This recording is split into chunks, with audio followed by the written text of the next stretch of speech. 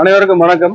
கார்த்திகை தீபம் முன்னிட்டு நம்ம புறப்பாடி பிள்ளையார் கோயில் என்பது தேர் புறப்பாடு இன்னைக்கு நடத்திருக்கோம். இன்னைக்கு ஊர் மக்கள் எல்லாம் நல்லபடியா இருக்கணும்னு சொல்லிட்டு நல்லா சந்தோஷமா நீண்ட ஆயுளுடன் எந்த துன்பமும் நீங்கி எல்லாருக்கும் நல்ல படிப்பும் செல்வமும் ஆரோக்கியமும் நல்லபடியா இருக்கணும். அதுக்காக தான் தேர் புறப்பாடு. மக்கள் எல்லாம் சந்தோஷமா இருக்கணும். நன்றி, வணக்கம்.